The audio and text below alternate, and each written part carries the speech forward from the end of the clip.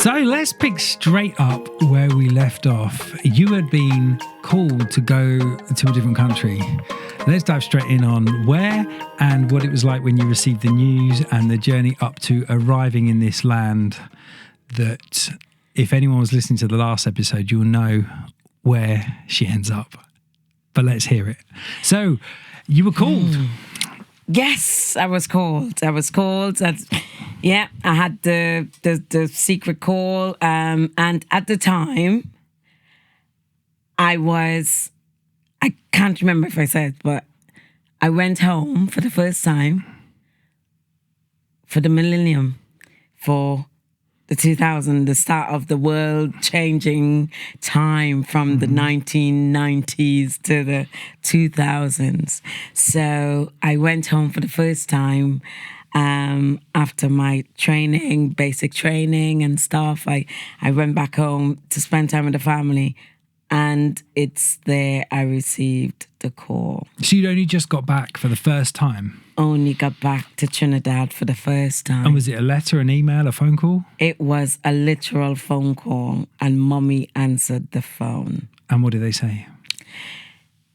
Apparently, my boss rang, my officer commanding at the time. She rang and said, "Hi, Miss Simpson, I am Major from the British Army calling to speak to Corporal Simpson to let her know that she needs to get back to the UK as soon as possible because she has been chosen to go to Iraq." So you've been in the army a matter of months? Correct. And then you have a break thinking, yes, could tell everyone how amazing it's all going? Yes. Tell them that this was the right decision? Yes. And then you get this. How long between getting the call and having to go and the rest of your life being very different? It was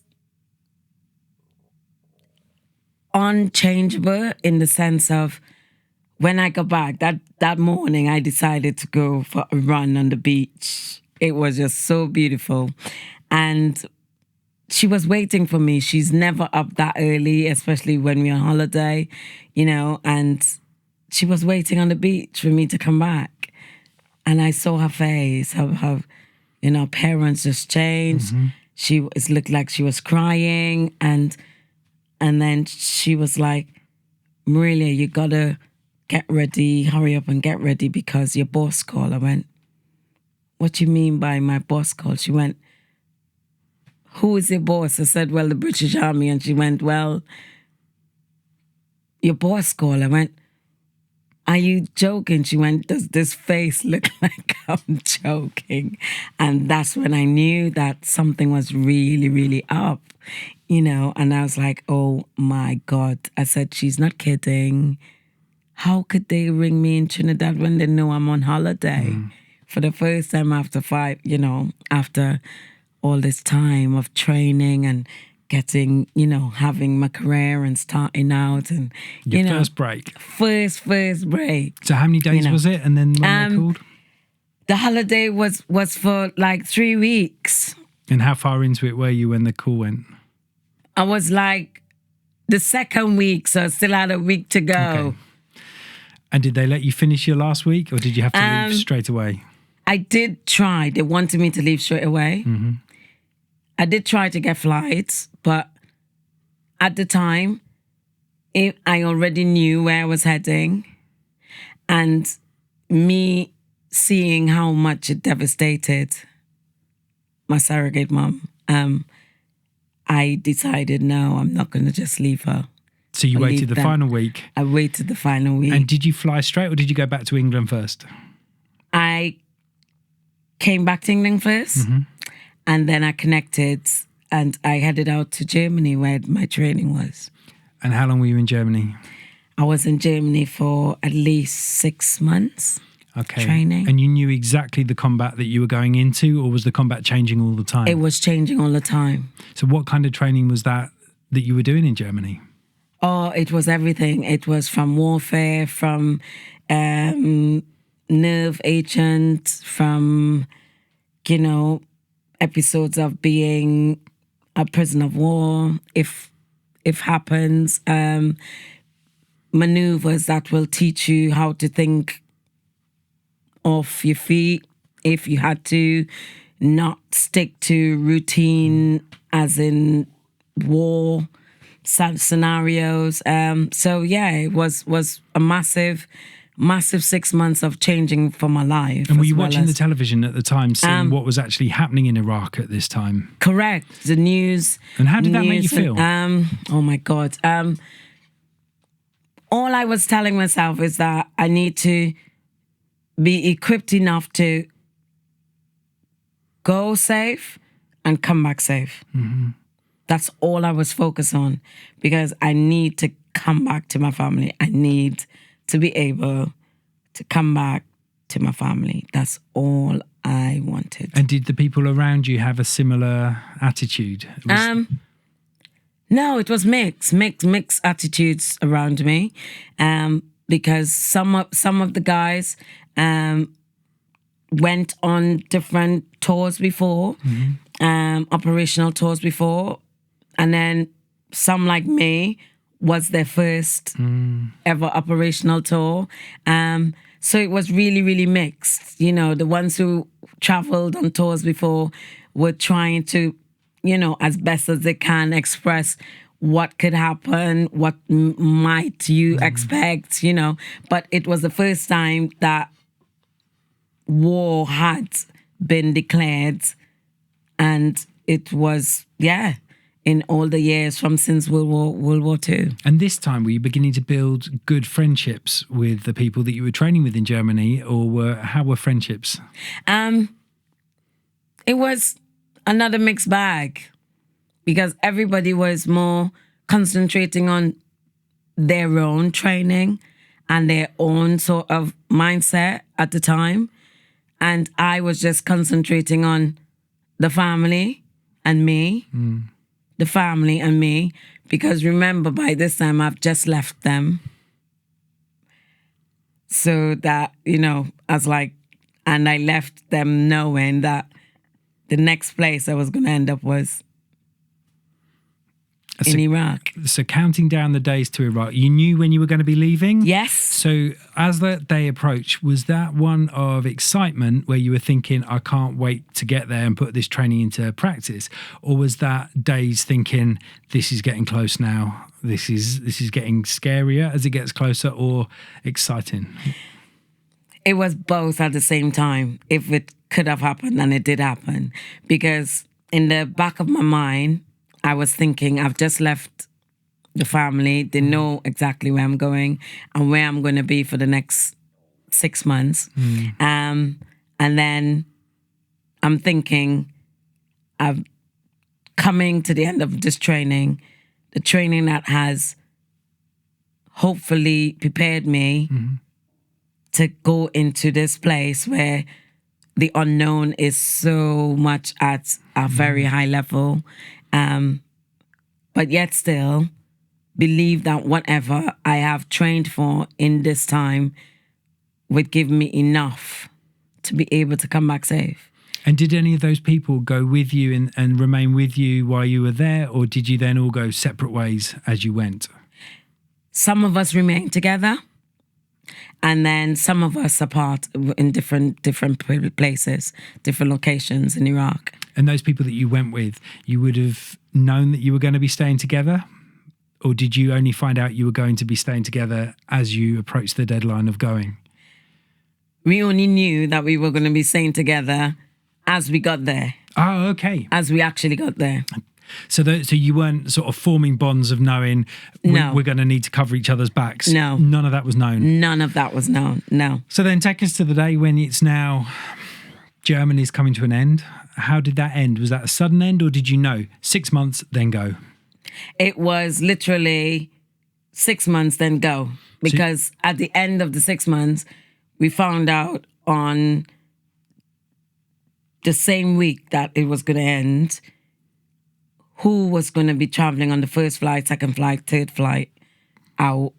And so it was like really bang, bang, bang, you knew And straight away. Straight from Germany. Straight from Germany.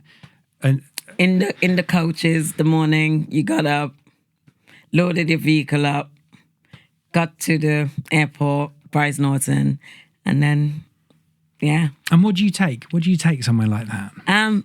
All your kit, all your issue kit, your military issue kit, your weapon. You be issued with rounds straight away because you're gonna In Germany. In Germany, yeah. Issued with everything one time, because when you get there in the airport, you with a loaded weapon, because you're ready. You hit the ground running, you hit literally. Literally. So you will have it unloaded, but as soon as you get into the aircraft, the carrier aircraft, and you are on that aircraft, you get load weapons when you come in close, or you flying in to be landed on the other side. So I'm picturing myself there now, and I'm feeling quite emotional and quite nervous. Yes. Is that something that you're prepared for psychologically in the training? No. So they teach you the physical things. Correct. But emotionally, is there much preparation? No. That's something that you journey in private. Yeah. And whether you think you're going to cope with it or not, that's irrelevant. You just will cope with it. Well, at the time, yeah, you cope, and then if you are strong enough to have a talk with somebody or your senior staff, then do it. But for me, my journey was, all I wanted to do was to go safe and come back safe. So I was ready, in the sense that once we left Bryce Norton and that plane took off with everybody on it looking the same as I did, helmet on, kit on, ready, rifle in my hands, all I knew is that the next port of stop was Iraq, wherever, airport, whatever, wherever we land. And then that was when my journey really started, in order to come back safe, to finally get back to Trinidad. So the next chapter then is the big one, where you're in Iraq, you've landed with all your kit and you've got your weapon. Yeah.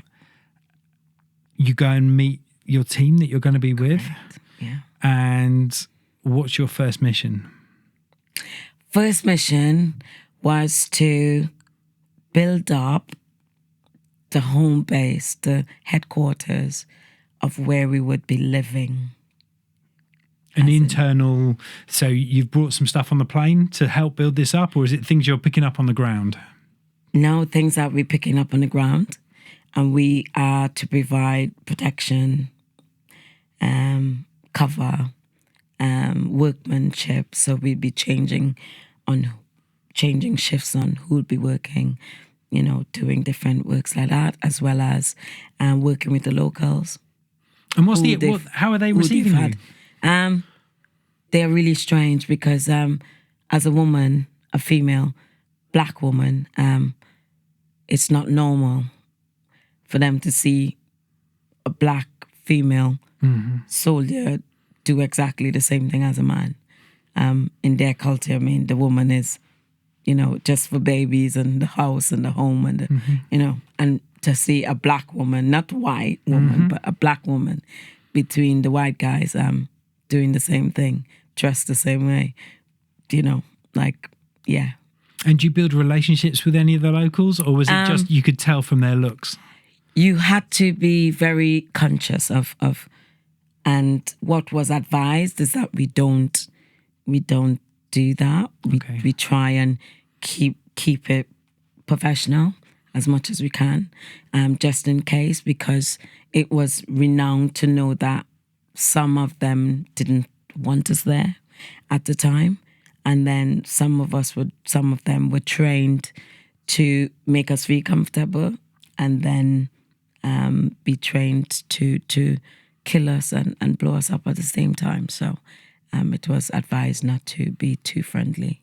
And how long after arriving did you witness your first casualty of a friend or people on the ground with you? The first couple of weeks where I had to go out on a mission on a recce to recce a location of where Saddam's army was based, or how far from our headquarters, that we got intel that, you know, we need to send out a team to go and recce. And you went? And I was one of the first. And how big is that team? It was made up of some massive guns, AS-90s, some Challengers, we had air cover, so some Zulu call signs, and we had cover from the some war Chinooks aircrafts, as well as some links to even try and see how low the low-flying aircrafts. But you were actually on the ground? I was on the ground in the vehicle, in the convoy with the team as one of the lead vehicles with the commanding officer. And so I would have been the commanding officer's driver and communication specialist. So, yeah. So near the front? Correct, yeah. And it all went well? No, we came under fire, and we had to take cover. Was it anticipated? No. It was received via intel. I heard it on the radio, gave the command, and we took cover, but we came under fire. And yeah. So for those people who don't know about military terms, yes. as I don't, by taking cover, do you stay in the vehicles? Do you get out of the vehicles? No, we get out. So the vehicle becomes your protection. Yeah, the vehicle becomes your protection. So you take cover, and you form a all-round defense as much as you can. It have different formations you can take. Mm-hmm. You can have your arrowbone formation. You can have your all-round, like a hollowed square formation. Mm-hmm. You can have a straight line formation. It have different formations you can take. But we were harrow. And sadly, not everyone made it out of that. No, not everyone made it out of that. I myself, by the time we got back into camp, I took my helmet off and found out that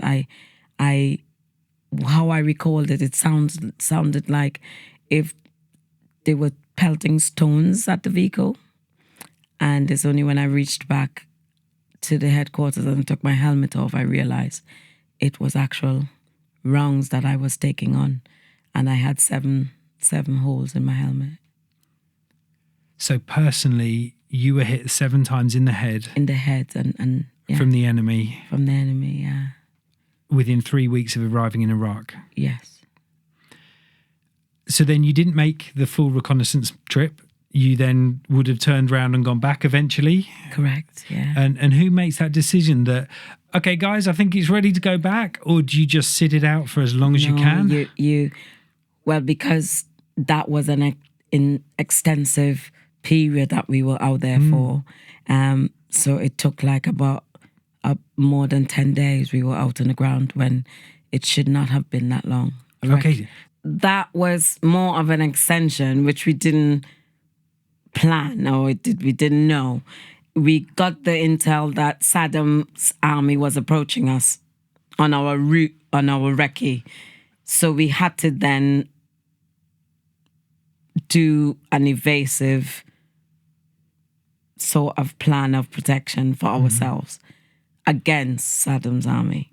So on that route, we had to then stop, take cover, protect ourselves as best we can, and hopefully, if we do come under fire, we had to then decide if we were going to be able to defend ourselves against, according to what they had, the weapons that they had. That must have been really scary. What they were using. Or we were going to take cover, stay quiet, and hopefully that they pass. They pass us, because we would not have had the sufficient protection, cover You don't think you would have done? No, because they had more tanks than us.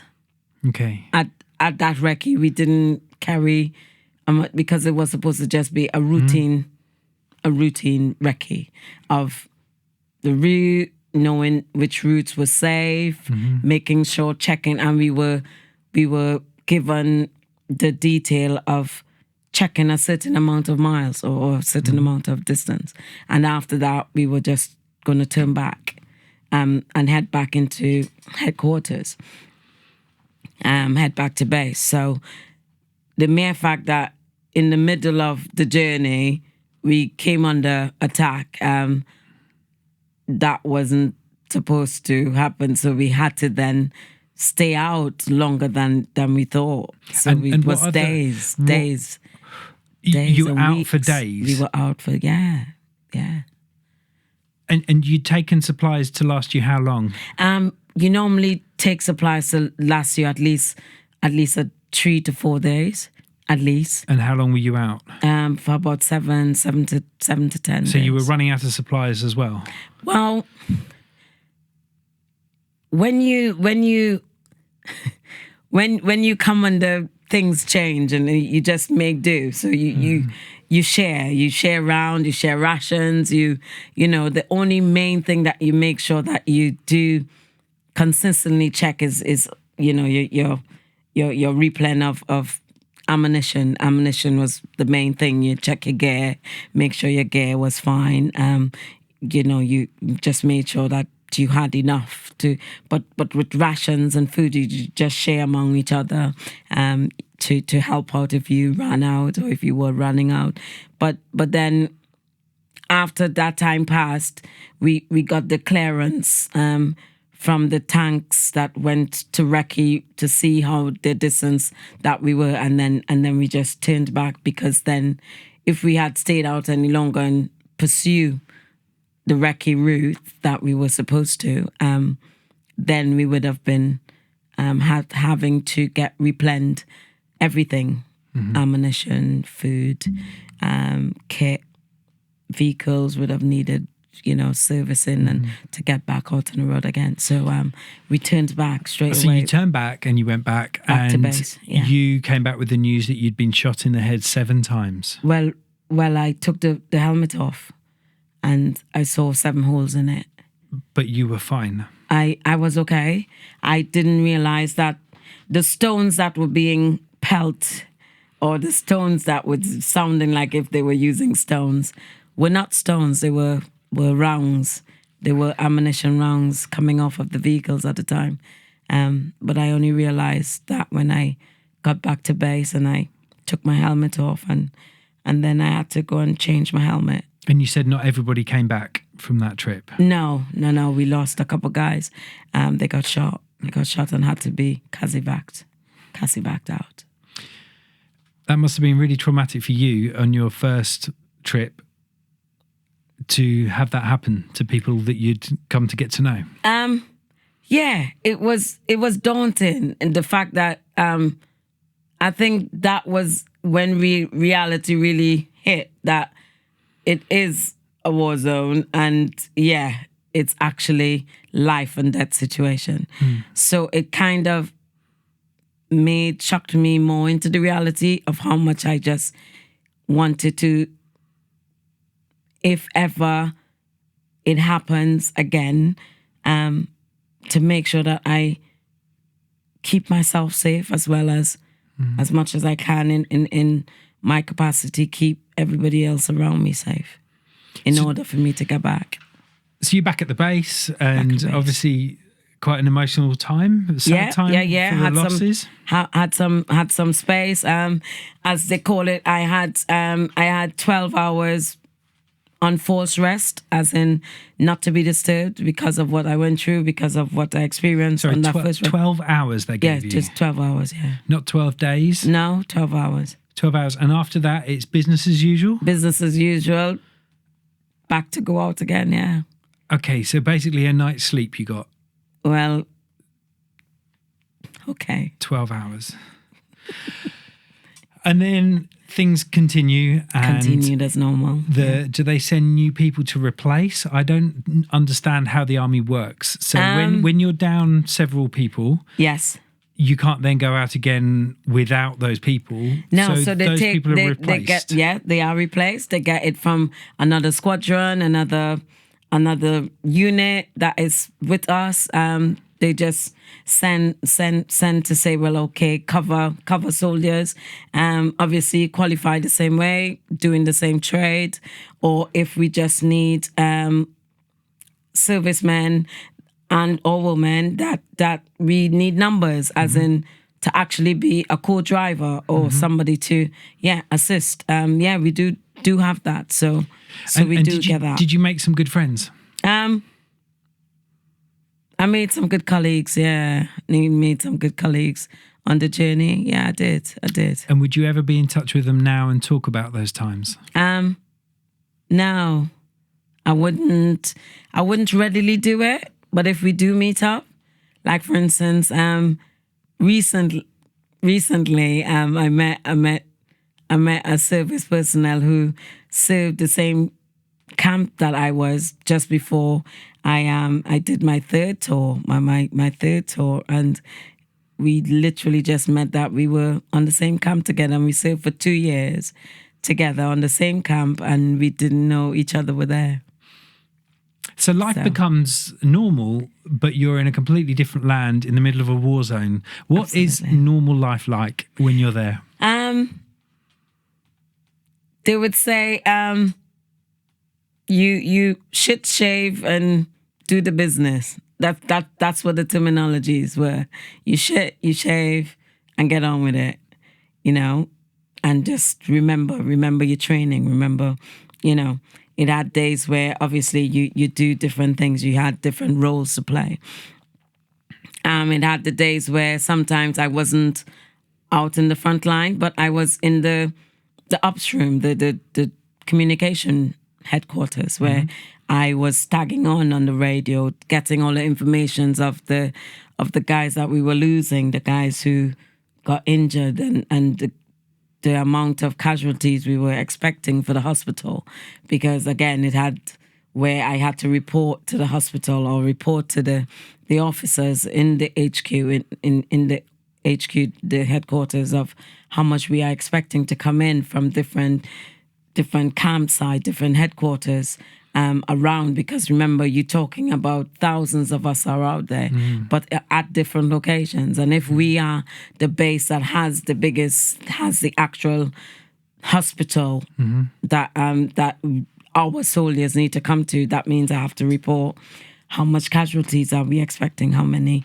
patients are we expecting, and if the hospital is able to accommodate them, or if we need to get them to somewhere else, that will mean I need to arrange air cover or air support if we need them to be picked up, casevacted by air rather than by road, or So yeah, it was a full on job that sometimes were more than 24, 36, 48 hours long, that you had to be just there working nonstop.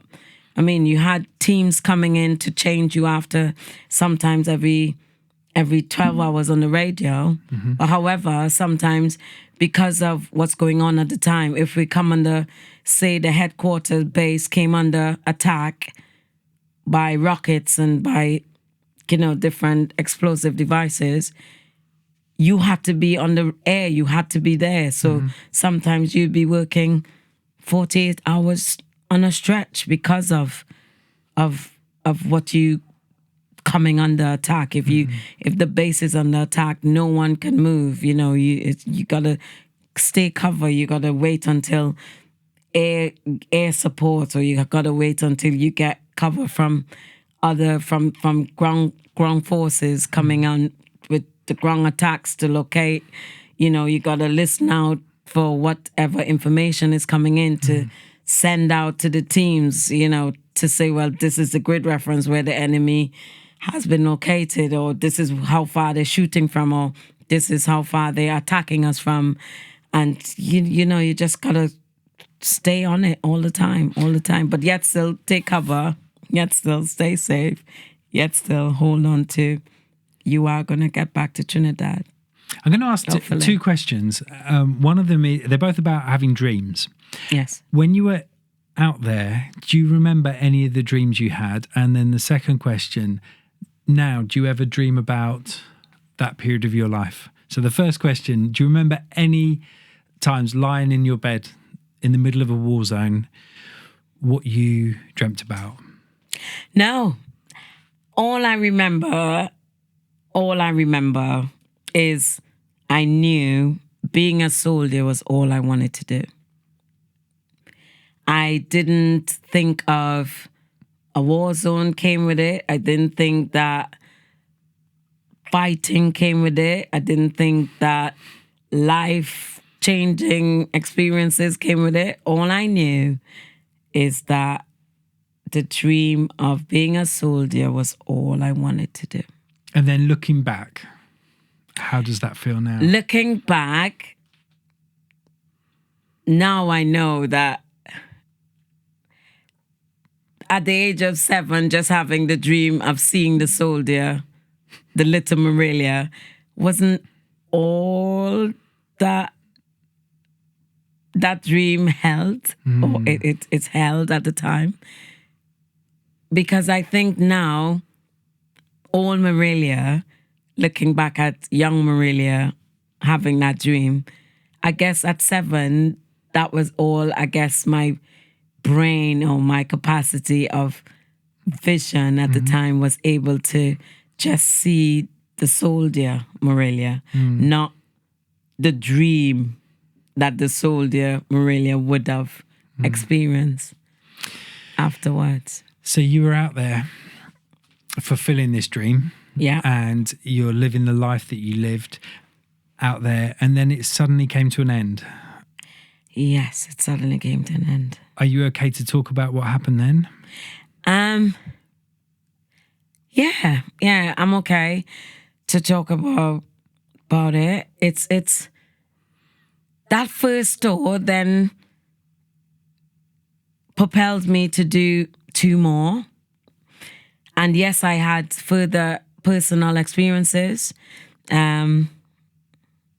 especially on my second tour of Iraq. Is my main personal experience was when I got blown up and I got buried alive for over 12 hours, probably close to 20 hours. I was buried alive, not knowing if I was dead or alive. And all I woke up and saw was darkness, which I thought that was death. At the time being buried, not knowing if anybody of my team or regiment or anybody knew that I was where I was at that time when we got hit by 2 rockets. And all I got the time to say before I hit the ground was incoming, which is what we trained to do, you know. But all I remember at the time was a song that my mother, my birth mother, used to sing to us. Is His Eyes on the Sparrow, and I sang that to myself, or I sang that as best as I could, in the position I was, thinking I was dead anyway, and I was just waiting on God and judgment, waiting. That this is the only way I can tell you that I appreciate you and I love you. And I'm sorry that I couldn't make it back as I promised that I would. And then I heard voices, which I thought was heaven and the angels, I thought. And then I saw light. And then I heard the guy saying, "Don't worry, we're going to get you out. We're going to get you out." And they did. They did get me out. And I came out alive, grateful. And then we had like a whole week of, that is normally the time, a week to 10 days of no communications with anybody, family, because that is the height of when we were told that the enemy could contact,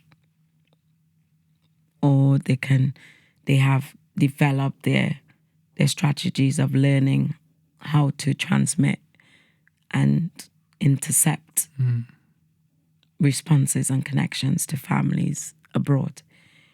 And we got intel that it had few of our soldiers that they managed to contact families in England, back home here, while we were out there, that they were making life threats, that they know where they are, they can find them and stuff. So I couldn't let the family know that I was alive. I couldn't tell anybody, but I was just grateful. I was just so grateful. And eventually I rang home to my surrogate mother and I told her, I said, I almost died today. They would have been bringing me back home in a box, and I'm so sorry, but I'm alive. And she said, funny you said that. She said she got woken up that morning, thousands of miles away. And she woke up praying. She woke Daddy up and she got up. And she had my cousin also praying for me. And she said the vision was enemy fire, but didn't know if it was real, if it was happening, but just to cover me. And then when I explained to her what happened and how they had to dig me out when this wall, the blast, we got hit, 2 rockets, blown up, lost a friend, but I ended up being dug out from being buried alive. And she was like, you see, Trinidadian reaction. You see.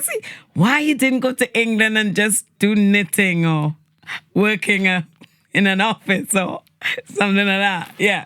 So we had a little smile and joke about it, but you get only 30 minutes. Okay.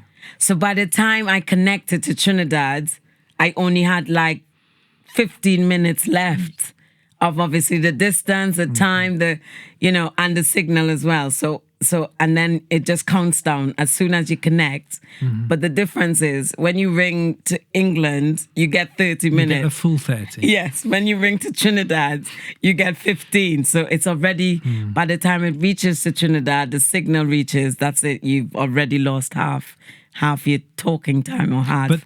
But they were aware that they thought something was up and Yes. they'd been praying for you at that time. At the time. So something happened similar. My wife and I were in a river accident where our car got swept down a river. Yes. And at the same moment, Yes. my mother was playing the piano and she sensed something was just not right. She stopped and she prayed, and then the phone rang and it was me saying, everything's okay. We got out. The car's drowned. It's gone down the river. We're both okay. All the rescue teams are here and we're safe. And she's just said, I know. And so similar that your mother had exactly the same thing happened. She did. And she said, you see, why you just didn't go to England and do knitting or work in an office or something like that? And I'm like, but I'm alive though, and I'm crying. She's distraught because how long you have left? And this time I still had like weeks left because we were getting ready to come home.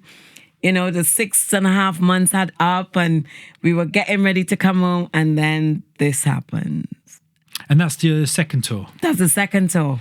And so then the second tour in the end came to an end? Came back. And then you said, and then one more.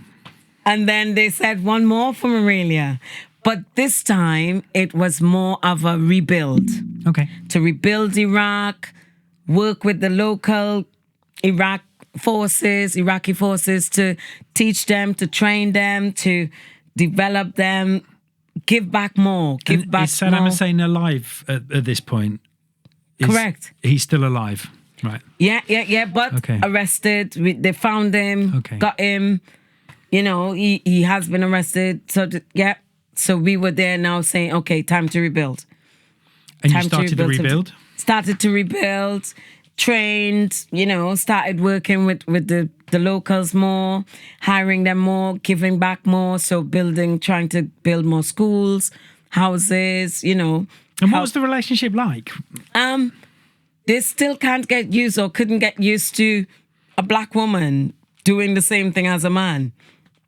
And do you remember any of the relationships that got beyond that, or did they all just stop because of that? It just stopped because of that. Wow. Because the man was never, the man in their culture is one of the things they never to come too close other than their wife, knowing that their wife is home. I mean, some Muslims, I guess, we know the world today, you may or may not have more than one wife. But however, as a soldier, it's like a respect, or it's like you draw the line. You should, and they were like, you should be in a house, you should be making children, you should not be in uniform. And they always used to make gestures of be a soldier, fight in. They used to, make gestures, a lot of gestures of the fact that I was doing the same thing as a man was. They were really, really, really constantly, and then they were doing this of obviously my skin color. I'm black. I'm not white. The difference was like they would do this for the skin color, for the blackness, and this for if you were white. They would do that for white, and this for this. Yeah. So they were really, really constantly reminding me daily. But in the army, were you accepted for who you were by this stage? Because you weren't originally. No, I wasn't. It took some time. I had to then tell them I wasn't doing it for myself. I was doing it for myself and my family. So they had to either shave, and get on with it. I'm here to stay. So get with it. You know what I mean? And could you be yourself? Because you're such a winsome person that in any room you would light it up. Was that the case then, or did you have to hold something of you back? I had to hold something back because they couldn't understand, or they still couldn't familiarize themselves with somebody being in a uniform, somebody doing the job that I was doing, and still be able to maintain being who I was. They found it really strange. It's like two different people, but yet still one person. And they didn't know how to accept that bit. I bet. So I did have to hold some of Maurillia back and only show the soldier at the time when I was, And that was difficult because I needed to be me. I needed to be sunshine me. I needed to be rainbow me because that is who I was. But I noticed that wasn't always accepted, I guess, positively all the time.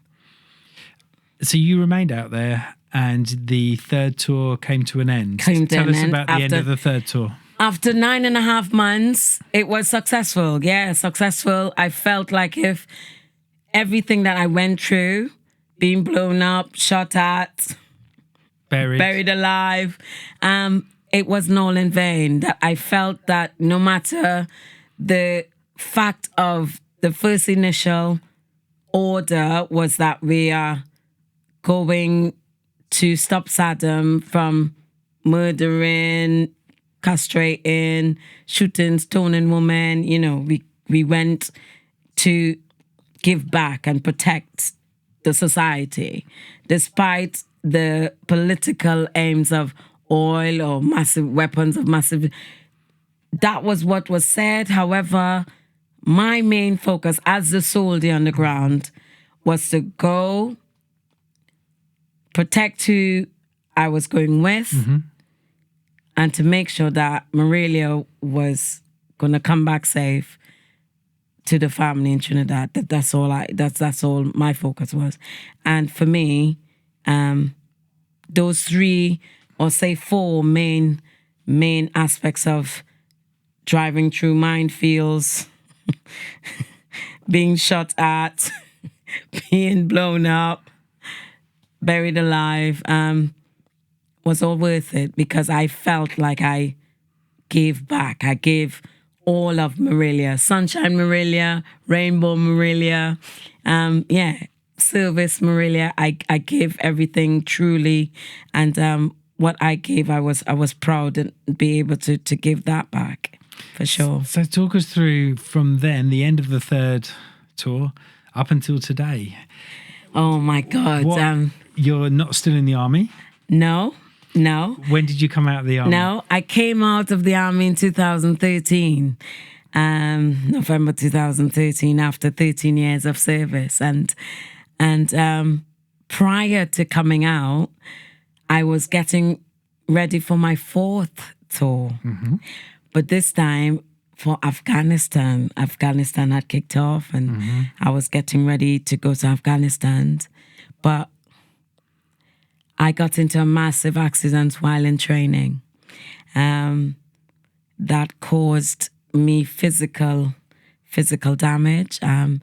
I ruptured my left leg and my spine, my spinal nerve system, and I had to then be medically discharged after 13 years service. So I didn't even deploy in the end because I was too damaged in order to deploy. So that saved me from a fourth tour of Afghanistan, this time Afghanistan, after my 3 tours of Iraq.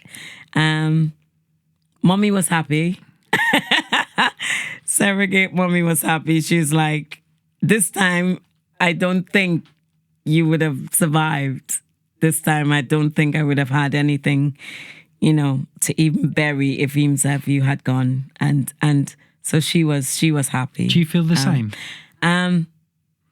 Now that she's always not expressed herself, now I'm glad that she said that, because now I know for a fact it could have been true, that I could have deployed a 4th time to Afghanistan and not come back, as I did my 3 tours of Iraq, and I did come back after all I've been through. But so I think the accident happened. I don't think people say that you're lucky or because, it stopped you from deploying.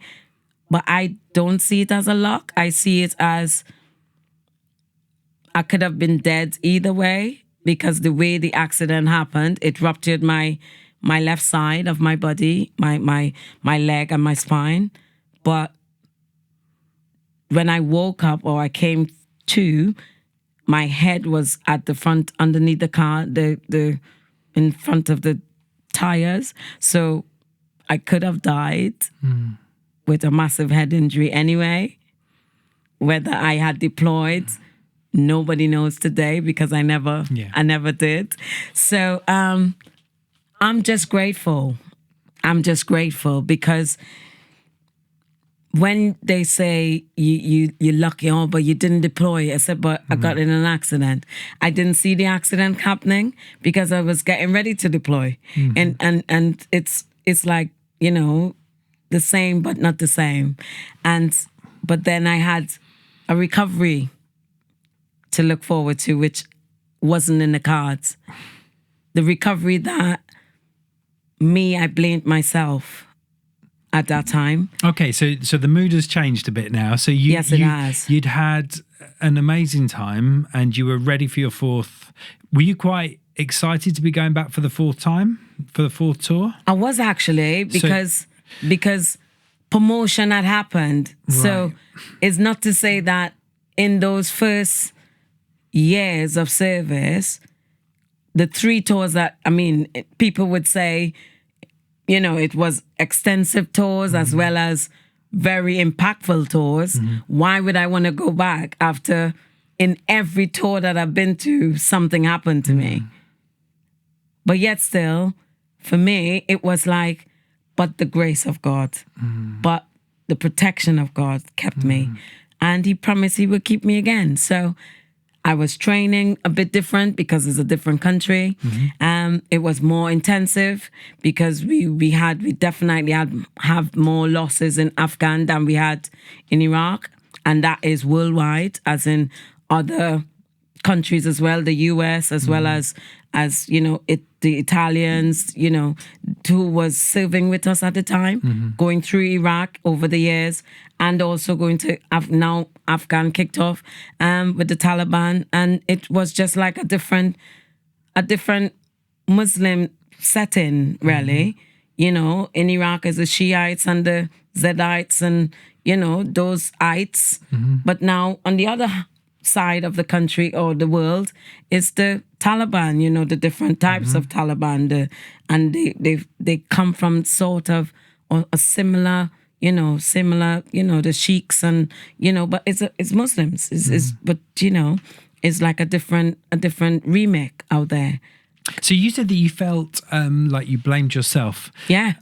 And how long did that blame last? Does that last till today, or did something change how you feel about what happened? It lasted till today. I'm still getting over, or I'm still a work in progress, massively.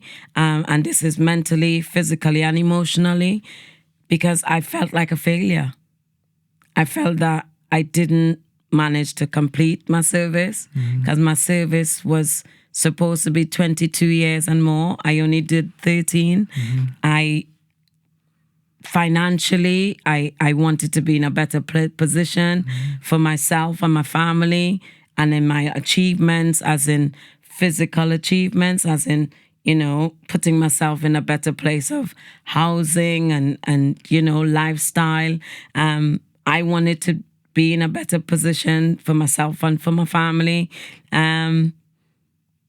Then academically wise, I was on the verge of getting further on and promoted in my role.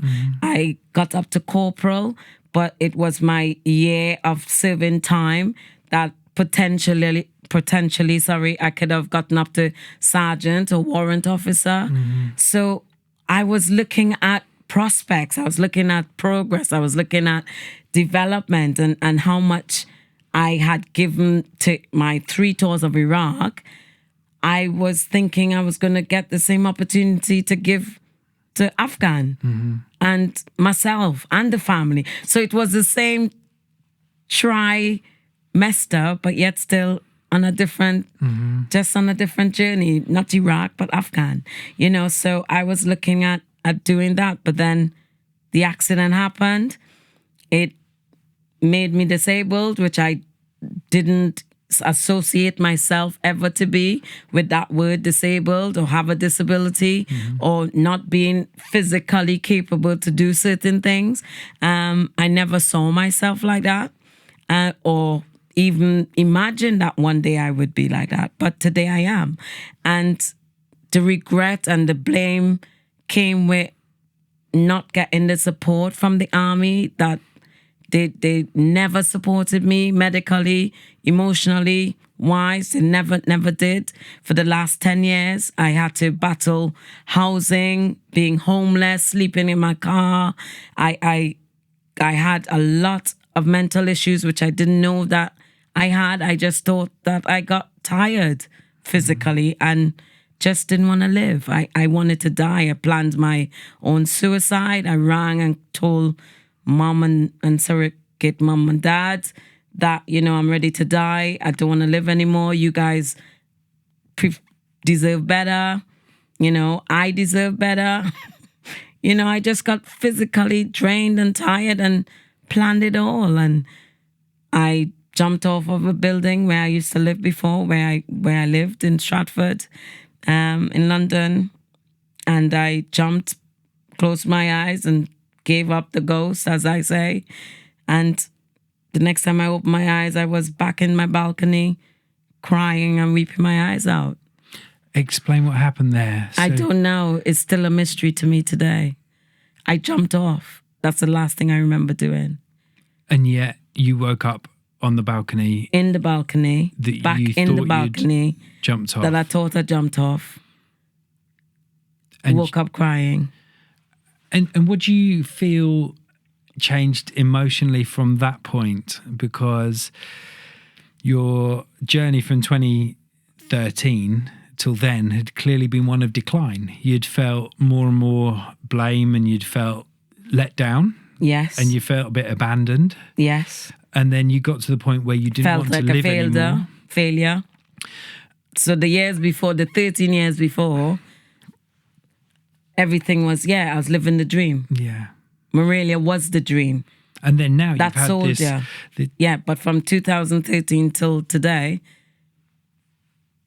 the letdown, the failure, the wanting to die, the didn't want to live, didn't think I had purpose anymore, didn't see any light, didn't only darkness of where I was to where I am today.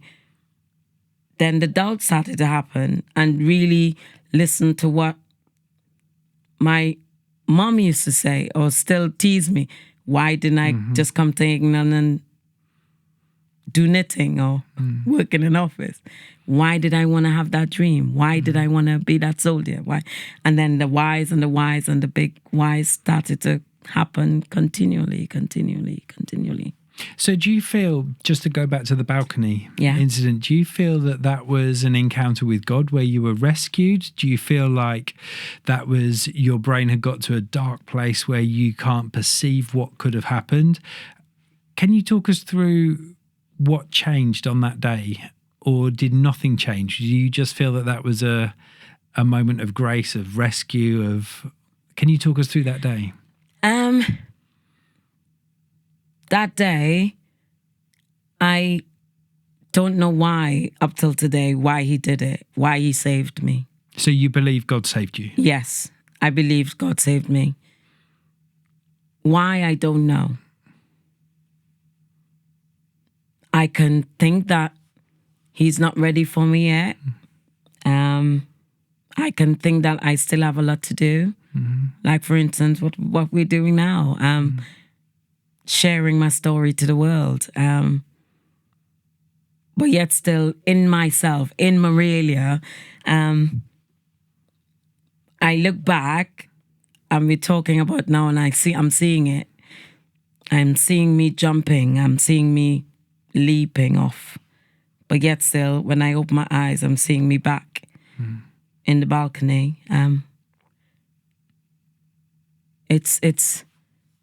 It's a myth, but what comes to me is that gratitude of being alive and knowing that I can reach rock bottom without hope, well, physical hope, life, everything to leave a person, Despite you growing up having faith, you growing up believing in God, you praying, or your Holy Ghost, you anointed, talking in tongues, you're worshiping, dancing, praising God every Sunday, or I am a testament that I did reach rock bottom. I did reach that point where I didn't want to live. I reached that point of life. I prayed and I said, I even used these words, and I heard myself say to God, I am even willing to go to hell, but just not to suffer the way I was suffering at that time. I would prefer to die and go to hell than to live and suffer the way that I was suffering at the time. And that was meant all corners of the world, mentally, emotionally, physically, spiritually. I had preferred to die.